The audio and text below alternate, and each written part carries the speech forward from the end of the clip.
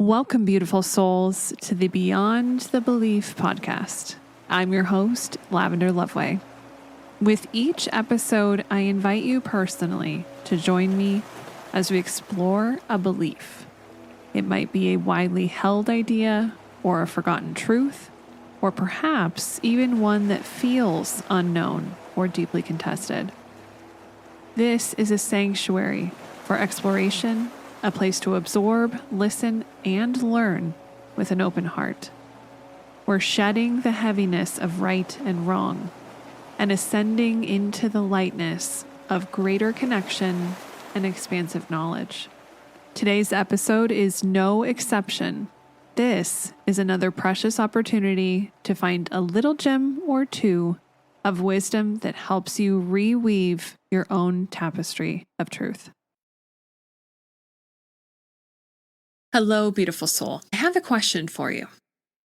Does your life, your journey, ever feel heavy? Serious? Do you ever feel like you're just battling one thing after another, and it's all so difficult and so permanent? What if I told you that this heaviness, this seriousness, is a choice?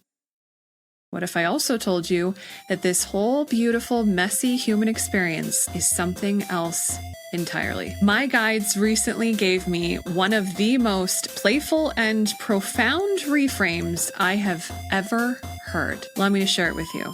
They said, "The world is a video game. Earth is a video game. It has rules, it has looks, it has feelings, it has levels, it has challenges." They went on to share some incredible things, and I'd love for you to join me. So grab your controller. Now let's just feel into this for just a moment. Earth is a video game. I'm sure you've heard before people say this is all a simulation, this is all a game. It's not a test. You're failing. It's not a punishment. It's instead a divine, immersive, virtual reality game that your soul, the real you, the I am, chose to play. We are the soul, the player, holding the controller, and we're playing through our human avatar, which includes our beautiful, protective human ego. And just like any immersive game, it's so easy to get lost in the graphics, isn't it? At least it is for me. It's so easy to get lost in the details, in the minutia, in the dramas, the scandals, and the mysteries of the level that you're on. My guides say this is the main challenge. But with the veil, the game gets distracting. It becomes part of the full consciousness, and they lose sight, lose focus on the rest of the consciousness, their knowing, and instead get so deep into what they think it is, what they realize in front of them. We forget we're the player. We are. We start to believe that we are the avatar and that the level is all there is. But here's the most beautiful part, my friends. You were not sent into this game alone, and you were not sent in without a guide. So where's the user manual? For those of you who played video games for a while, you remember those? The paper ones that used to be in the in the box, in with the cartridge? Where are the cheat codes? They are all held by your guides, by the universe, by the God of your knowing. And here's the secret. You can ask them, you can invite them to be your personal pro gamer coach. These are the beings who have seen the whole map. They see all the levels, all the possible outcomes, and they have had that full, grounded, 100,000 foot at least or higher vantage point. And all you have to do is ask, to create the space and say, "I'm feeling stuck on this level. Can you help me?" And suddenly, you're not playing solo anymore. You're playing in co-op mode.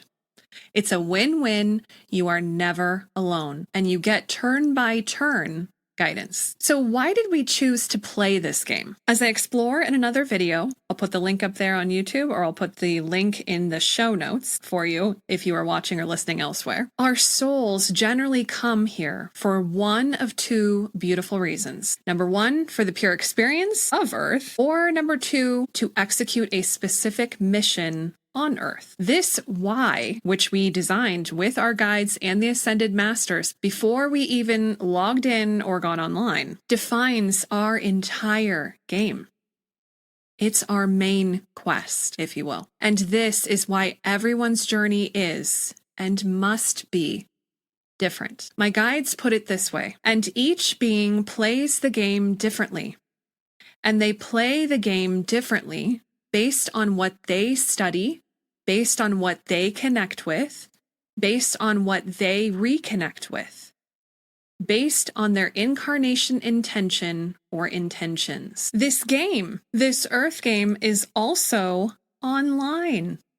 It is a massive multiplayer experience. This means other players are in the game with you. Their actions might distract you from your own game, or their own quest might take them in a totally different direction.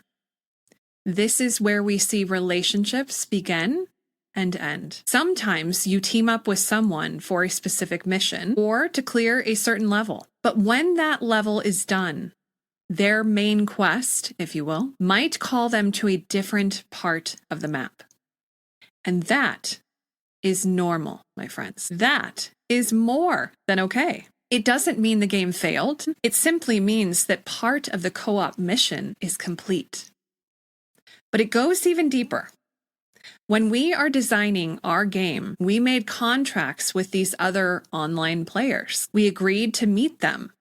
Some agreed to be our greatest allies, to play most of the game with us, and some agreed to be the antagonist. They agreed to be the boss. At the end of the level, the one who creates the friction and the challenge needed so that we can have the profound experience of finding our own power, of becoming the hero of our very own story. And this, sweet friends, is why we must release all judgment of other players. We have no idea what their soul's main quest is. We don't know what their journey has been, and to truly understand why they are playing the game the way they are, we'd have to see their entire soul journey.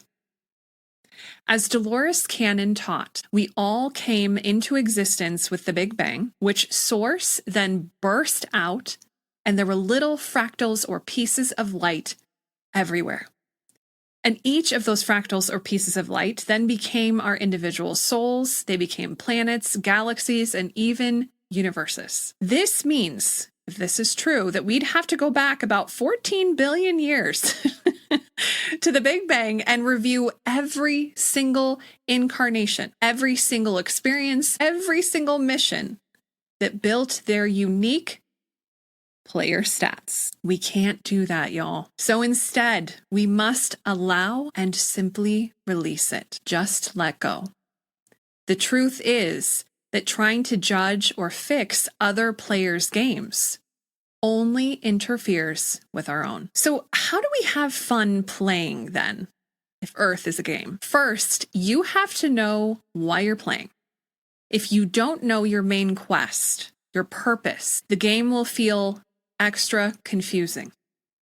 You'll get stuck in protection mode or survival mode, and it becomes all about just not losing rather than joyfully playing. The key is to know thyself, to look at your own player stats. My guides have shared that tools like human design are very accurate. It's like your character sheet, if you will. Your defined centers and gates are your locked-in strengths, and your open centers and gates are your opportunities. And as my guides have said, this is the wisdom and genius that you are here to gain and then share with the world. Tools like soul plans, astrology, and the gene keys are all layers of the maps of the specific beautiful game you came here to play.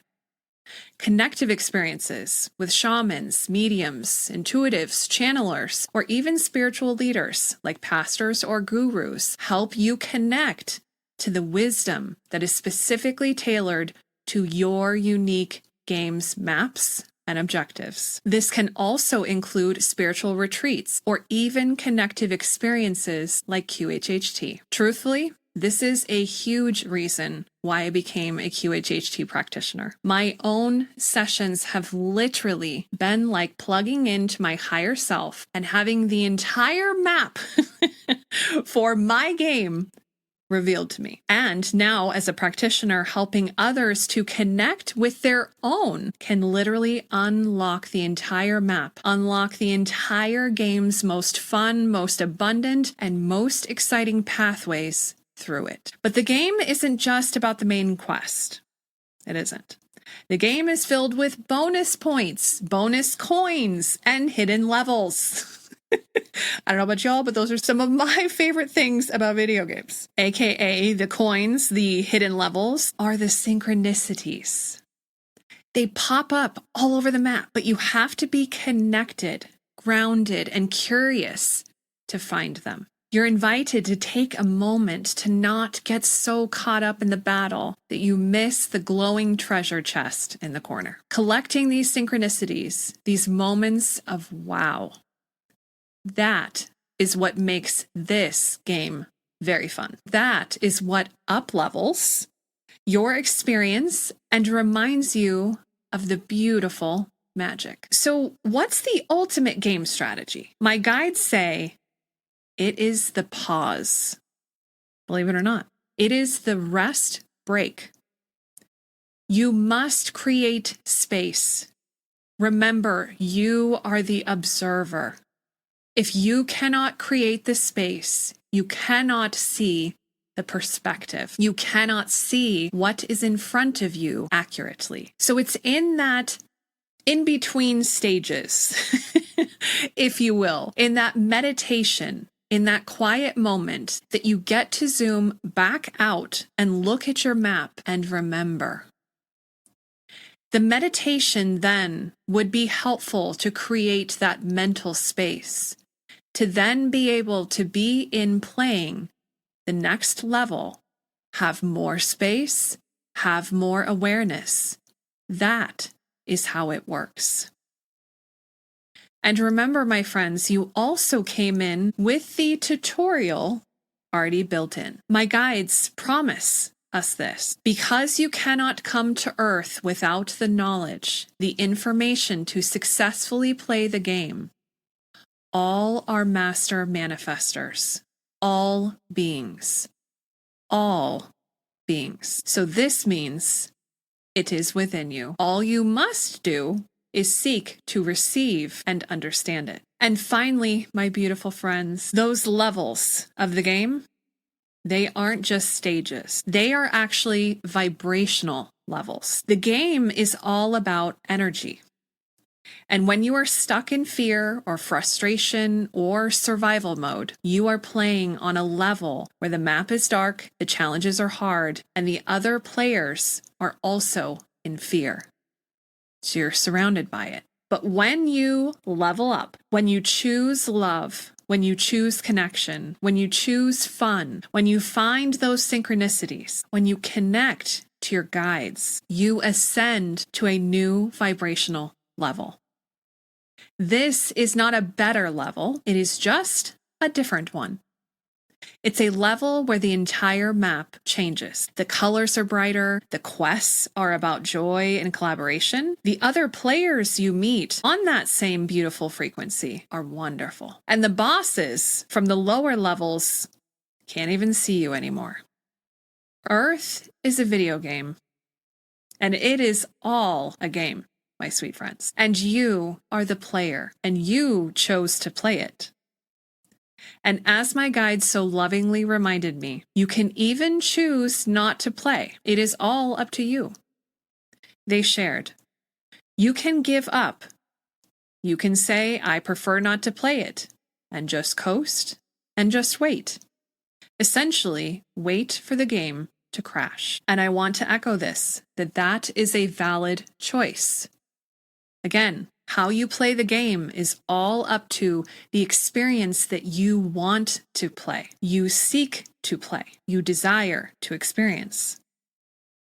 But I will say that is not the only choice. You can also choose to play, to see it all as a beautiful, divine, magical game, to connect with your pro gamer guides, to find the bonus coins, to team up with other beautiful online souls, and to remember always who you truly are. So my invitation for contemplation for you today is, how do you want to play? How can you bring a little more fun, a little more curiosity into the current level that you're playing on right now? Because from here, there are no limits. As my guides share with me so very often, nothing is impossible. Nothing is impossible. This means you can decide to pick up and play. You can take a moment of refuge and meditation to reconnect with the map and your why. You can also choose to play the game differently right now, in this very moment of now. Your game, your experience, your choice. So the question is, what do you choose now?